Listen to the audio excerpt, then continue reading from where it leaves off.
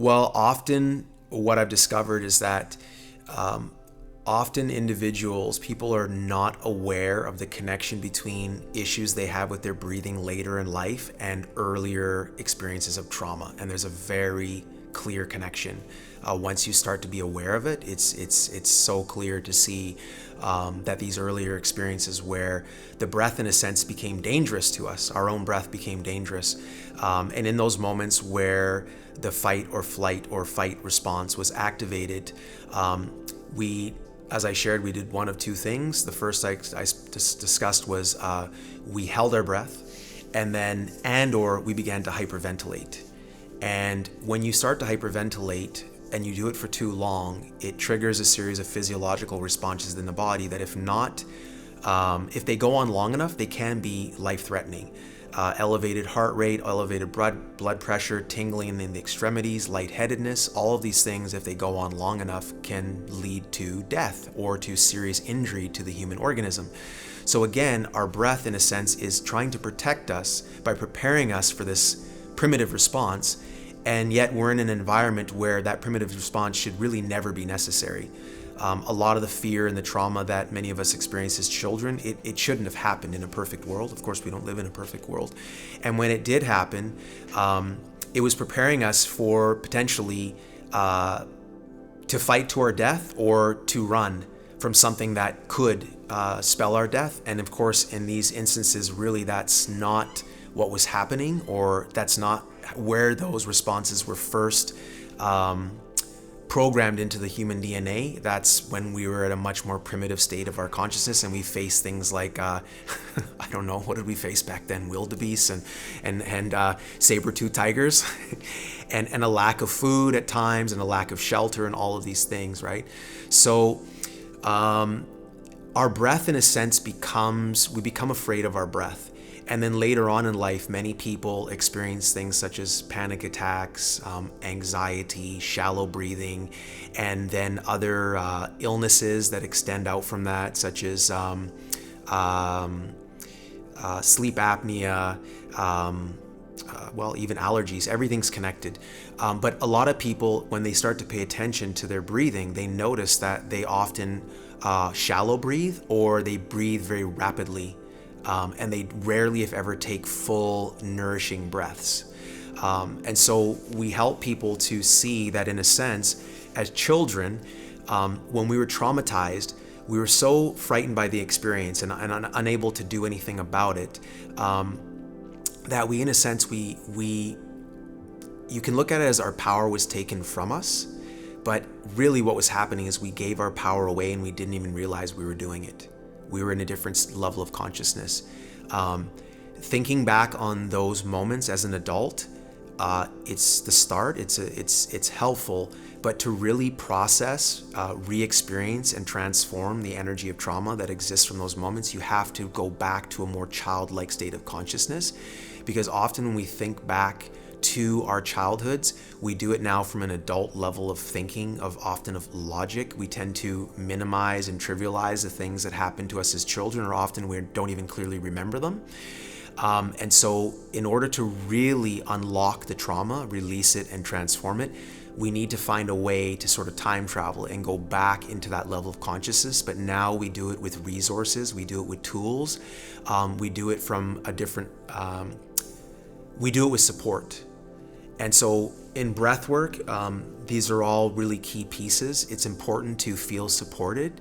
It's important to understand a lot of the process and what can happen. For example, often in breathwork, if it's done in a certain type of breathwork, modality of breathwork done long enough, will often trigger physiological responses in the body that are related to hyperventilation, but there's much more going on than just that. It's more than a physiological response. It's the beginning of a deep psycho-spiritual healing response, the healing of trauma. And often, as I said, when we hyperventilated, the first thing that happened, we began to lose maybe feeling in our extremities. We began to feel lightheaded. Again, this is as a child, as an infant, right? We weren't aware of what was happening, but this is what was happening. Now, interestingly enough, often when people start to go into a holotropic state, which is a certain type of breathwork modality, one of the first things that happens is that they begin to experience intense pain, tingling, and cramping in their feet and in their hands. And that can bring up fear, which is why we always coach people before they do breath work that this could happen. And if it does happen, it's okay. It's part of you're engaging with and activating a healing process within the body. And the best thing to do is feel your fear, but breathe through it. Feel the pain, breathe through it. Keep breathing, keep trusting in yourself, right? Because what happened long ago is you lost trust in your own breath. Your own breath became the enemy, right? Now you're trusting in your breath to heal the same trauma that the breath helped to create, or to create a memory of in your cells, right? We talk a lot about cellular memory, about DNA, how in fact, we're just, in a sense, we're just walking, talking USB sticks. Like, we have this incredible, maybe unlimited capacity to retain memories, not just of our own experiences, but of all the experiences of all of humanity. It's there within our DNA, within our cells. The trauma is there, and it makes itself known in all sorts of different ways throughout our lives until we finally acknowledge it and we take responsibility for healing it. We talk a lot about the inner child, how, the childlike state we were in, that level of consciousness, when the trauma occurs, it's almost like an aspect of our consciousness, of our personality, although we don't really have a true personality at that stage, but let's just say whatever identity we have at that stage as an infant, as a child, it gets frozen in place. It gets frozen into the memory of the trauma. And then we keep moving forward. The rest of us keeps moving forward, but a piece of us remains trapped in the past. And it's not until we start to work backwards and acknowledge that there are parts of us that are still living in the past, right, that we're able to free those parts from the past. So again, breath work, I call it almost like using the breath as a river, and we use the breath to guide us through different levels of our consciousness, through the body. It almost, if there is pain, if there is imbalance, unwellness in the body as a result of unresolved trauma, beliefs, and programs, then you can't really get very far into the process of healing until you work through the energy, the blockages in the body. So that's why often in breath work, one of the first things that happens if someone's new to breath work is often the first experience will be very, very physical. It may not be visual at all. It could be very physical. And so then you start to work through and release some of the trauma in the body, the energy that's blocked in the body, and then the breath guides you deeper. It takes you sometimes into the mind, right, and to blocks that reside in the level of consciousness within the mind, and then deeper you get into the heart, and then deeper and deeper you're getting right into the cells. You're getting into almost like a spiritual level, a soul level of experience. And each time, you make stops along the way. You might see a memory, or maybe it's more just the feeling of a memory. An emotion comes up. Maybe there's intense fear, and now instead of being controlled by the fear, you're able to take back control of the experience and recognize, okay, in that moment, I actually thought I was going to die. I believed I was preparing for death, but I didn't die. And just like I didn't die then, I'm not going to die now by re-experiencing the memory of the trauma. So you're going back from a different level of consciousness, and that makes a huge difference in terms of re-experiencing the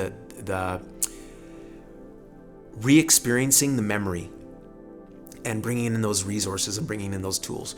We talk a lot about love, how important it is to feel safe while you're doing this kind of work, to feel loved by the people that are supporting you in the room. And it doesn't have to be, it can be someone you may have just met a week ago, but that you feel intuitively that this person really cares about you, and that they only have your best intentions for you, that they're there to hold safe space for you and to nurture you and meet your needs, whatever needs come up for you. So in breathwork, we often pair people up, and it's the person who's paired up with the person who's doing the breathing, their only responsibility is to just hold loving space for the other person and make sure that whatever that person needs within reason, that they receive it. And that's more of an energy thing. It could be a bit of body work.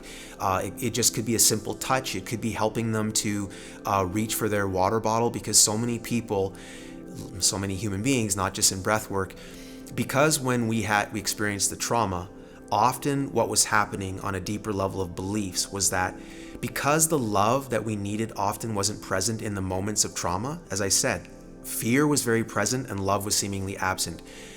If that happened enough times, or it may have only been once, we began to believe that we didn't deserve the love because we needed it, but it wasn't there. So we believed we didn't deserve it. And what ends up happening is many people start to form a personality and beliefs around this idea.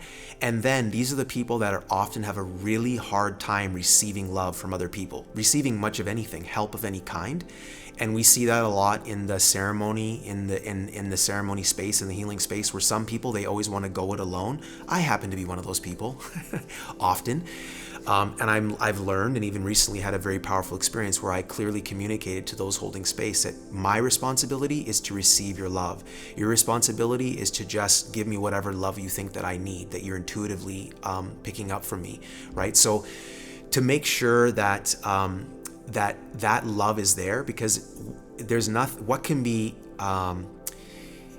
it can be re-traumatizing for someone to travel back into a moment where they were experiencing trauma. And in that moment, what they needed was a hug.